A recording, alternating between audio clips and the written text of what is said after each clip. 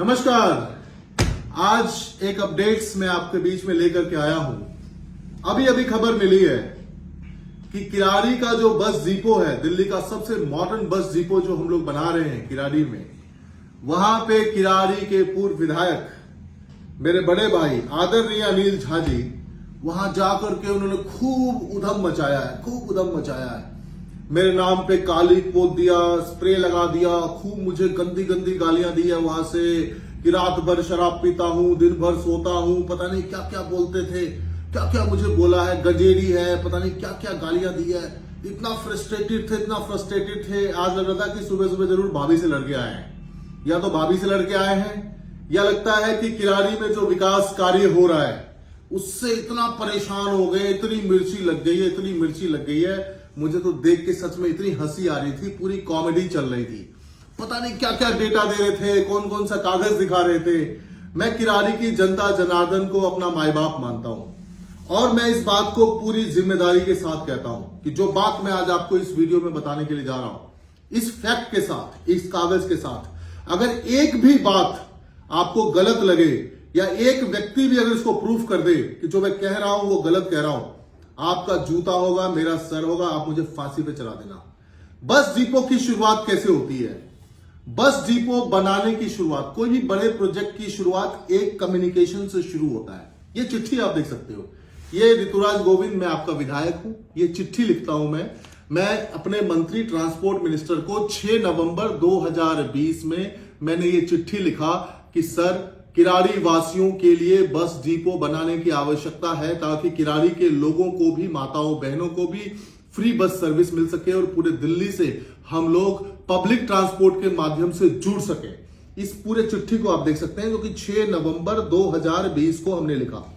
उसके बाद देखिए आप, मंत्री जी ने इस चिट्ठी को डिपार्टमेंट को बोला गया तुरंत इस पर एक्शन लेने के लिए, और 27 नवंबर 2020 को, क्योंकि आप सब जानते हैं कि बस डिपो बनाना हो या किसी भी प्रोजेक्ट के लिए जमीन डीडीए से लेना होता है, क्योंकि जमीन की मालिक तो डीडीए है।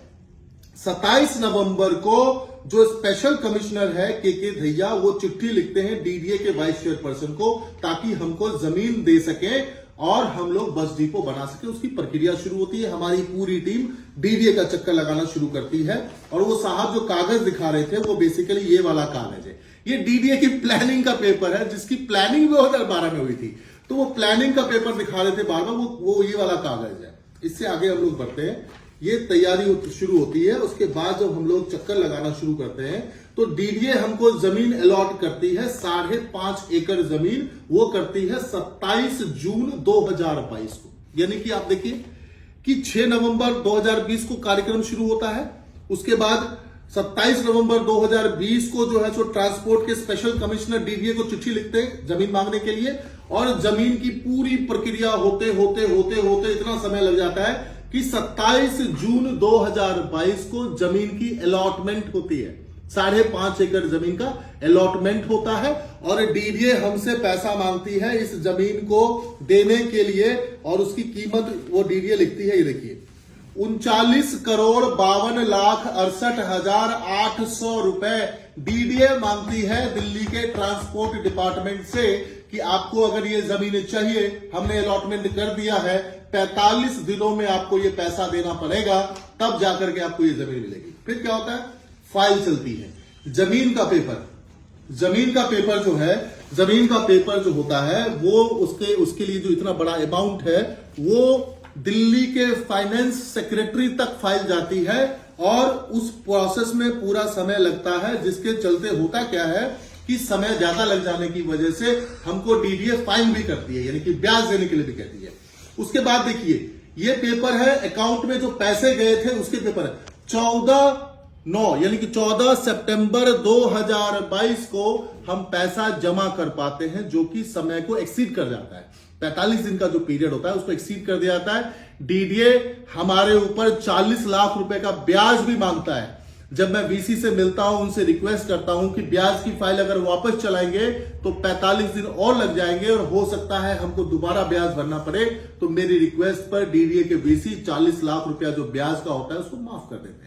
अब देखिए, पैसा जमा हो गया 14 सितंबर 2022 को 5.5 एकड़ का जमीन का। उसके बाद डीडीए हमको पोजेशन स्लिप देती है। पोजेशन का मतलब होता है जब हमने पैसा जमा करा दिया उसके बाद उस जमीन का मालिकाना हक ट्रांसपोर्ट डिपार्टमेंट को दिया जाता है, और वो दिया जाता है 4 नवंबर 2022 को। 4 नवंबर 2022 को जमीन का पोजेशन हो जाता है। उस पोजेशन के बाद क्या होता है साथियों, उसके बाद प्रक्रिया शुरू होती है डिपो बनाने की। डिपो बनाने की जो प्रक्रिया शुरू होती है और वो पूरा प्रोसेस होते होते होते होते आ जाता है साल 2023। 9 अप्रैल 2023 को किरारी के हजारों लोग bus depot, modern bus depot के शिलान्यास का गवाह बनते हैं, जिसमें माननीय मंत्री कैलाश गहलोत जी आते हैं, हमारे सांसद सुशील गुप्ता जी आते हैं, किरारी की जनता जनार्दन लगभग 3.5 से 4 हजार लोग उसके गवाह बनते हैं। किरारी के 21 पंडित उसका भूमि पूजन करते हैं, उसका शिलान्यास होता है, उसका भंडारा होता है, सारे क्षेत्रवासियों को इन्वाइट किया जाता है और प्रक्रिया शुरू होती है। जब प्रक्रिया शुरू होती है उसके बाद पता चलता है कि वाटर टेबल बहुत ज्यादा ऊपर होने की वजह से ये प्रोजेक्ट में देरी होती है।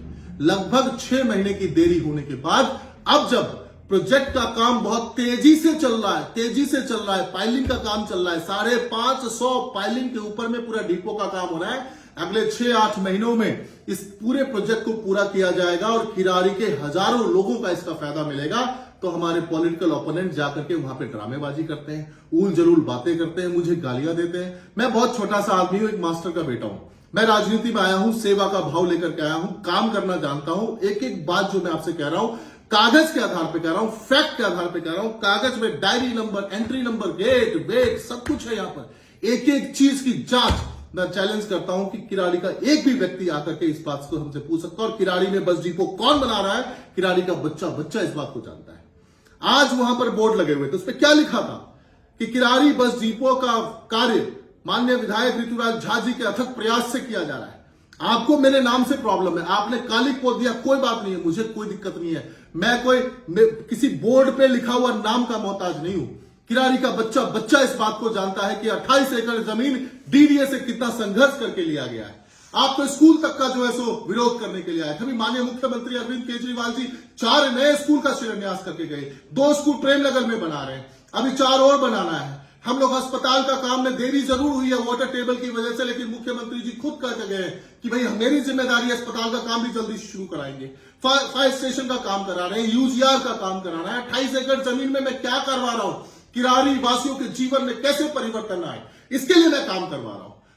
हम लोगों ने 15 मोहल्ला क्लिनिक्स बनाया तो 45,000 लोगों का इलाज हो पा रहा है। आज हम लोग अगर सीवर का काम करवा रहे हैं, सीवर के पंपिंग स्टेशन के लिए 25 करोड़ रुपया डीडीए को दिया गया, तब जाके जमीन का टुकड़ा मिला जिसमें सीवर का पंपिंग स्टेशन बन रहा है, 3 महीने में चालू हो जाएगा। सारा का सारा काम कर रहे हैं, 24 घंटे काम में लगे हुए। आपका दर्द मैं समझ सकता हूं, आपका फ्रस्ट्रेशन जो है, आपका जो गुस्सा है, इसको मैं समझ सकता हूं। आपका अपना पार्टी में ही बहुत कंपटीशन चल रहा है, आपको विपक्ष का दर्जा चाहिए, आपको ये बताना है कि नहीं मैं ही जो है लड़ रहा हूं। ये सारी चीजें ठीक है, लेकिन नकारात्मक राजनीति से आपको कुछ लाभ नहीं होगा। किरारी की जनता आपको 2 बार बता चुकी है, और अगर इसी तरीके की नकारात्मक राजनीति को करोगे तो मैं बता रहा हूं, आज आपने मेरे नाम पर कालिक जरूर पोता होगा। इससे हो सकता है आपको रात को नींद अच्छी आए, आपको सेटिस्फैक्शन मिले, लेकिन अगर ऐसी नकारात्मक घटिया राजनीति करोगे तो याद रखना कि किरारी की जनता तीसरी बार तुम्हारे मुंह पे कालिक पोतेगी, तीसरी बार पोतेगी। जय हिंद, जय भारत, भारत माता की जय।